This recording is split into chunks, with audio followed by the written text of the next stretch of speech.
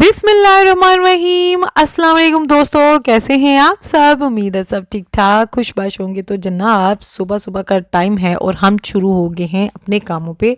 Actually ना मेरा ये जो बेसन था ना, इसका पता नहीं क्यों बंद हो गया था। पानी इसके अंदर बार बार खड़ा हो रहा था। मैं इसको खोलने की कोशिश कर रही थी, लेकिन मेरे ख्याल से इसके अंदर तेज़ाब डालना पड़ेगा। बारिश तो होती है, लेकिन उसके बाद जो साइड इफ़ेक्ट्स हैं उसके वो एक तो ये चेक करें सेम, और ये देखें। Oh my God, it's a big mess.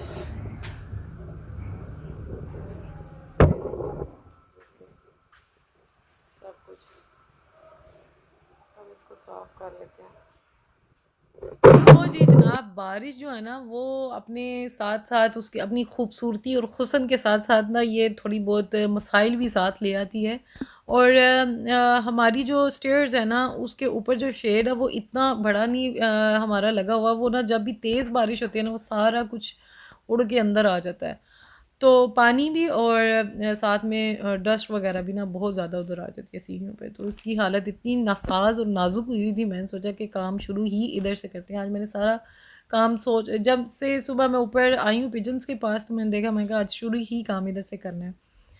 अच्छा ये ना मैं कमेंट्स पढ़ रही थी ना, तो अक्सर औरतें मुझे कहती हैं आप किस तरह इतना काम इतनी पीसफुली ईजीली आप किस तरह कर लेती हैं। तो मैं सच बताऊं तो मुझे भी काम करना पसंद नहीं है।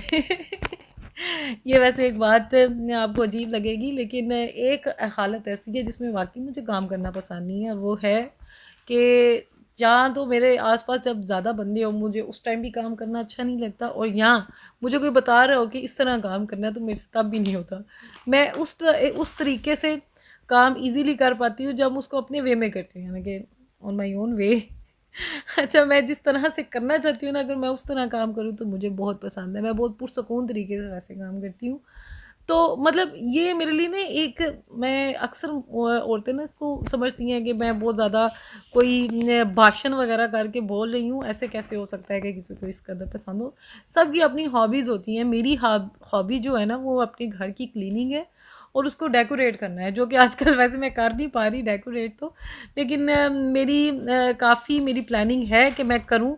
तो लेकिन यकीन माने मेरी एक आदत बन गई है कि जब भी मैं कभी थोड़ा सा मेरा मूड ऑफ हो या मैं थोड़ी सी टेंस हुई हूँ या कुछ भी प्रेशर में हो ना मेरा ज़हन, तो मैं उसी वक्त उठ के काम करना शुरू कर दी। तो कोई भी, ये नहीं है कि वो बड़ा बड़ा काम हो या छोटा, मैं किचन में घुस जाऊँगी, रैक्स खोल लूँगी, कभी किसी कैबिनेट की सफाई, कभी इससे एक चीज़ होती है कि इससे मैं अपना वो मेरा जो स्ट्रेस लेवल है वो बहुत डाउन आ जाता है।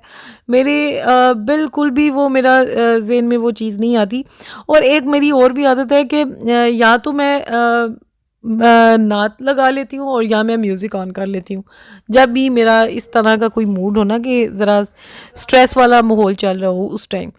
तो ये हो जाता है बच्चों के साथ रहने में, बंदे का ना ज़रा मूड स्विंग्स होते रहते हैं। कभी कभी गुस्सा आ जाता है, बड़ा मूड ऑफ होता है, अगर बच्चे को कुछ कह दिया है तो फिर वो ममा गिल्ट जो है ना वो आपको फिर जान नहीं छोड़ता।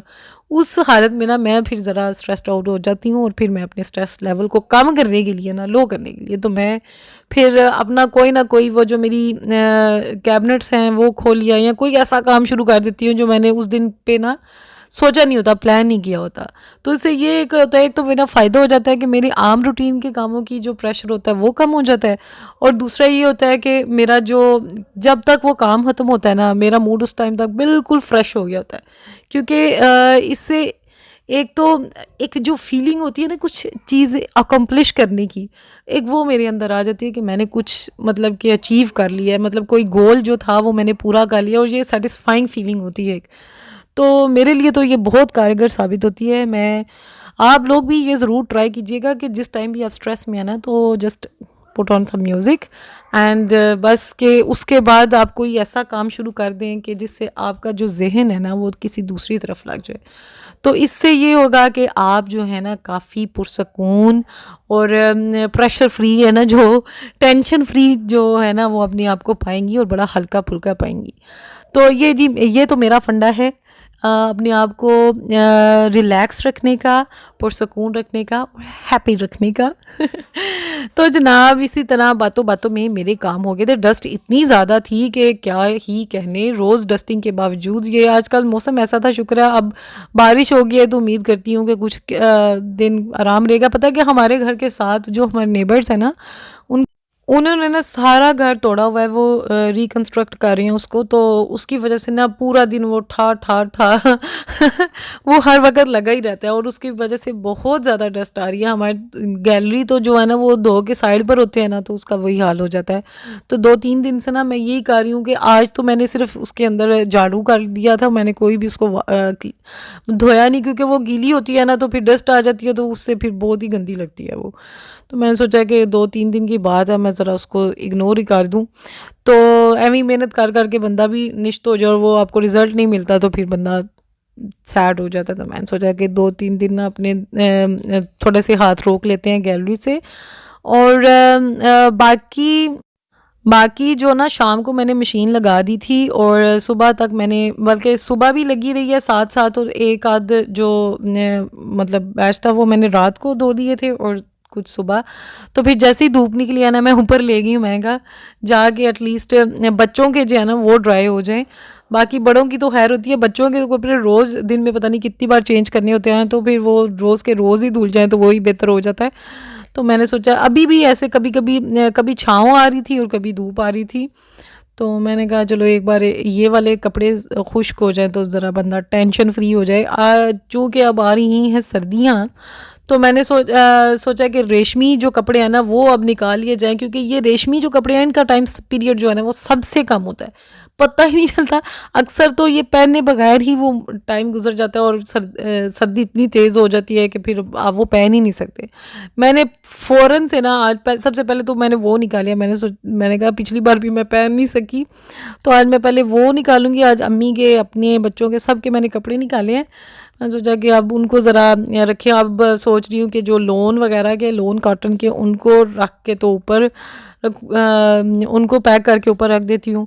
ये कुछ कपड़े जो हैं वो मर्दाना निकाले थे, अब उनमें से देख रही थी कि कौन कौन से रखने हैं, कौन कौन से देने वाले हैं। ऐसे ही ना एक ही बार वो निकाल के पहले ही बंदा सीज़न में दे देना, ताकि जिसको देने हैं उसके भी कोई काम आ जाए। हम लोग अक्सर पता है कि क्या गलती करते हैं, हम लोग पूरा सीज़न पहन के जब वो सीज़न ख़त्म होता है ना, तो जो देने वाले होते हैं फिर गरीबों में या ज़रूरतमंदों में दे देते हैं, जिसका उनको भी बेचारों को कोई फ़ायदा ही नहीं होता। वो किधर उठा उठा के रखेंगे।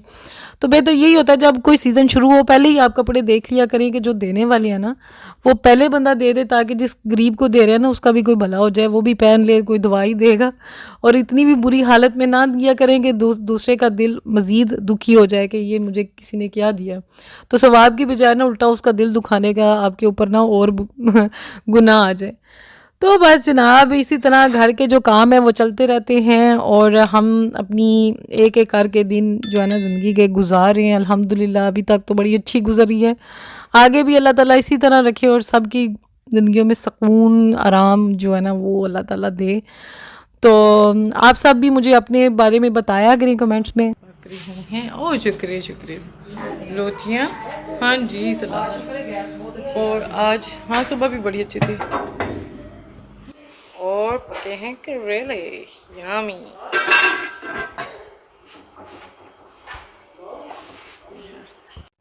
चलिए जनाब आज के लिए सिर्फ इतना ही। आपने दुआओं में ज़रूर याद रखना है, चैनल को सब्सक्राइब भी ज़रूर करना है, और मुझे इंस्टा पे भी ज़रूर ज़रूर फॉलो करना है। और इंशाल्लाह कल फिर मिलते हैं। दुआ में याद रखिए। अल्लाह हाफिज़।